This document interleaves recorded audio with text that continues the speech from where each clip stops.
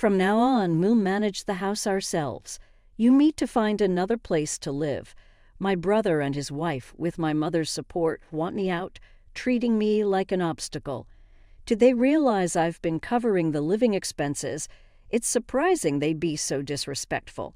In my head, I decided to take action. I'm Carrie, a 30-year-old woman living with my parents. After college, I tried to make it in the outside world, but found it tough. Initially, I searched for jobs while getting unemployment benefits. Later, I discovered remote work and became a freelance engineer using my scientific skills. Starting with small projects, I earned a modest income but gained valuable experience. Working from home allowed me to make enough money without dealing with people too much, boosting my confidence. I progressed steadily, taking on larger projects, and my income grew. After a year, I earned as much as a regular company employee. The issue is my parents, especially my old-fashioned mother, struggled to understand my work-from-home setup. Despite my detailed explanations, my mother feared what she didn't understand. No matter how many times I emphasized my commitment to my job, my mother would say things like, "How long will you stay home?" I initially thought it was for your mental health, but it's been over 2 years. You should try working outside more. Despite my sincere explanations, she didn't quite grasp it. She often suspected my online work, saying, "You're just doing something online." How could I make her understand? Even with emails from clients and my salary statements, she wouldn't accept my lifestyle. She went as far as suggesting, "Isn't it some shady business or a weird religion you're into?" That's not true. I receive regular payments and it's a reliable job, I explained. But she wouldn't budge, worrying endlessly about the possibility of it being unemployment benefits. I had thought about living on my own, but I hadn't saved enough money yet. Around that time, my father needed nursing care due to deteriorating health. He retired early, facing a sudden loss of income. When I expressed concern, he reassured me, "Oh, Carrie, I've got my pension. I'll make it work." Considering my mother's spending habits, I asked, "Are you sure you can handle it?" Regardless, we had to manage with our savings. My father looked tired, perhaps feeling anxious about the future. He supported me financially through college and even when I returned home due to mental health issues. Is it a good idea to leave my father alone and live on my own? My mother was also puzzled by my father's sudden condition. Wanting to give back, I decided to stay home and support the family. "Don't worry, Dad. I'll take care of things from now on." "Oh, really?" My surprised father questioned, "But I can't imagine you have that much income." "Don't worry, Dad. My current income is stable." To reassure him, I showed my bank account information. Since my father always understood my situation, I believed he would be convinced. "Carrie, I didn't know you were so solid." "Yeah, my income has improved lately. Can you help us out a little?" "Of course, you've done so much for us." "So I'll support you from now on. Thank you, Carrie. This commitment led me to cover the living expenses, my father's medical bills, and other costs. Every month I transferred a set amount to my father's bank account to assist with household expenses, creating a new main card for my mother and giving her a supplementary card, as she'd have been using my father's credit card. Both my father and I saved money whenever possible, urging my mother to do the same. However, my mother, still suspicious about my support, suggested kicking me out of the house. My father, recognizing my financial contribution, convinced her it would be harder without me. Reluctantly, she agreed to let me live with them. I continued working while helping at home, but my mother took my assistance for granted and became strict. "Can't you finish your chores faster?" "Sorry, it's not easy. I'm working at the same time." "You keep saying that, but is it really that difficult?" My mother didn't understand, and our relationship became increasingly strained. My father understood my efforts, and we lived this way for a year. However, after a year, he fell ill and had to be hospitalized. I visited him daily. "Hey, Dad, how are you today?" "Thank you, Carrie. It doesn't seem to be improving, but I hope it's less of a burden for you. Don't think that way. Taking care of you wasn't a burden. After my father's hospitalization, my relationship with my mother worsened. Living with her felt suffocating, but I still wanted to support both my parents as a family.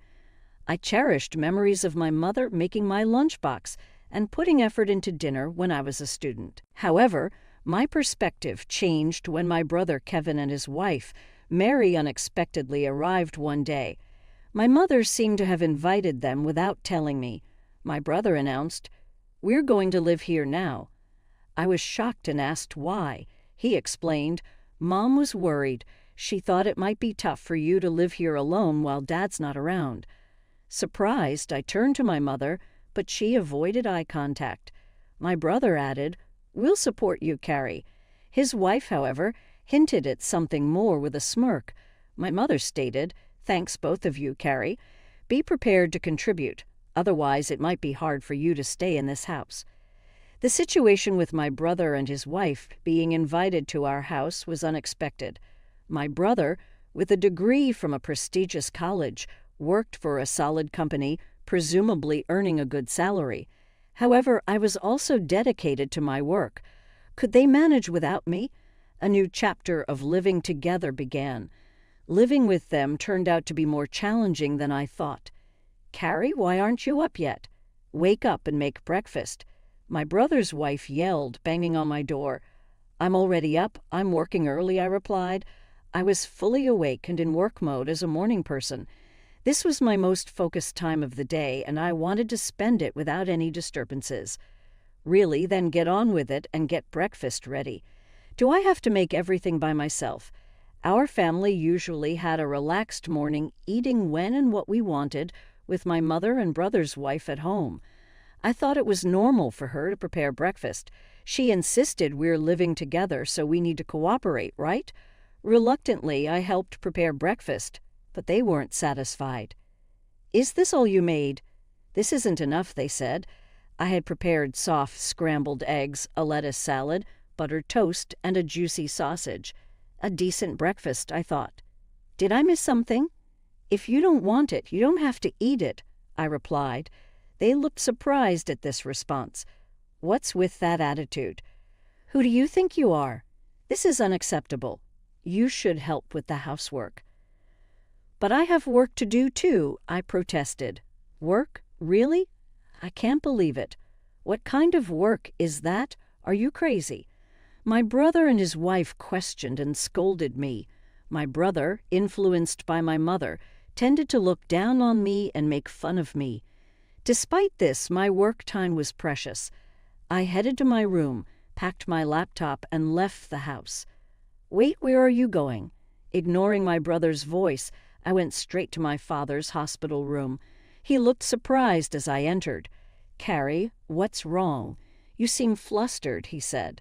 I explained the situation, and my father expressed surprise. "I didn't know they were like that."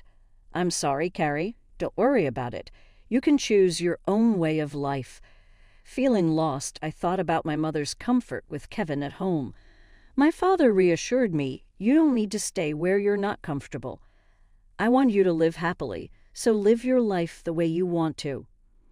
"Thank you, Father," I said. Encouraged by my father, I decided to leave home.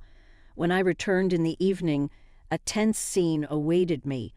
My mother, brother, and sister-in-law looked serious. "Where were you, brother? Weren't you at work?" "I had to take the day off because of you." "How could you take a day off for such a reason?" I was surprised at how easily my brother took time off work. Wasn't that too irresponsible? Gradually, my brother and his wife's voices grew more heated. "Get out of here," he declared. "Why?" I asked. "Carrie, from now on, the three of us will live together. If you don't want to stay, please leave. We don't need your overbearing presence to support us." They attempted to kick me out of the house.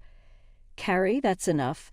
My mother echoed my brother and his wife, treating me as a hindrance. Did she comprehend my financial contributions to the family despite her monthly purchases of branded goods? What would she do when her allowance was reduced? I felt furious. No matter how many times I explained, my mother, brother, and sister-in-law ignored my story. It was getting unbearable, so I decided to employ a little trick. First, I transferred the money from the bank account linked to my mother's credit card to another account under my management. I hoped this would surprise her when she could no longer use her credit card. Additionally, I moved some funds from my father's account, which have been supporting the family finances. Similarly, only my father's medical expenses could be covered from his separate account, unknown to my mother. Consequently, a significant portion of the family's financial responsibility now rested on my brother and his wife. Not knowing the details of my brother's income, I was certain he would now feel the burden more than ever.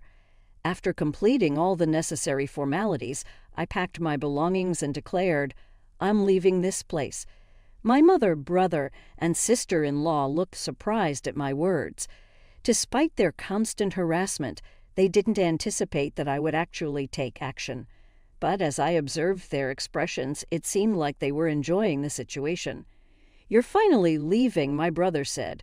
"I've never seen such a troublesome person. You won't be coming back with you." Their relentless belittling was unbelievable. "Of course not. Don't contact me," I replied as I left. Internally, I smiled and embarked on a new life. My new home was peaceful, allowing me to savor my own time and concentrate on my work. As expected, one day I received a call from my brother. "I told you not to contact me." "What's wrong?"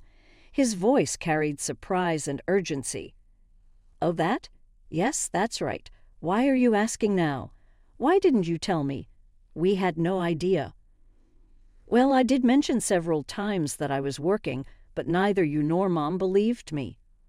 "Right, well, Mom said a lot of things and I was a little confused, so that's not my fault, right?" "No, it's not. But I'm having a problem with money. Mom's been spending quite a bit, and on top of that, we haven't been able to pay the house utilities and stuff. Yes, I was able to do it because I was supporting you in so many ways. I'm not home anymore, so you have to do it, Carrie. I need your help to transfer some money to my bank account." "What, I bet you? Can you transfer some money over now?" "You must be joking.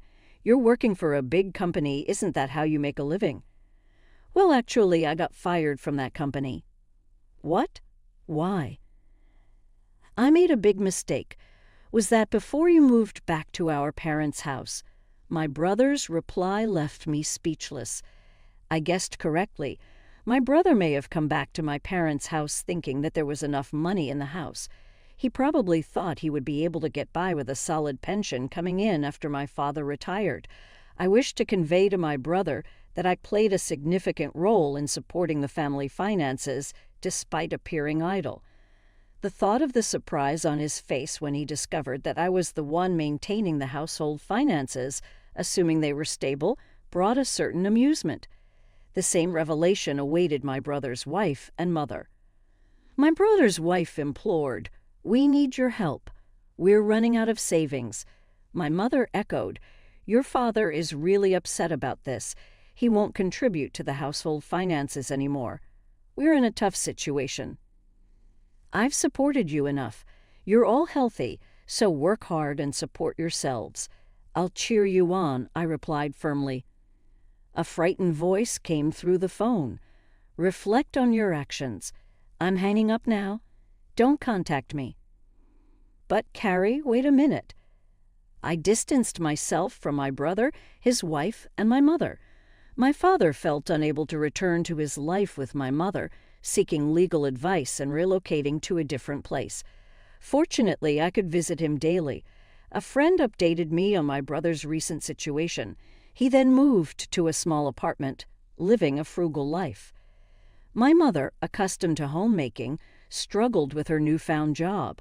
My brother, with his college confidence, found it challenging to adapt to younger staff's opinions in his part-time job, resulting in short-lived employment. Among them, my brother's wife was the sole provider, working diligently to support the family finances. However, it seemed the pressure became too much and she eventually departed. Now my brother and mother are reportedly working hard together. Despite their efforts, my mother's tendency to overspend persists, and her debts continue to mount. I am concerned for her, but unfortunately I can no longer offer assistance.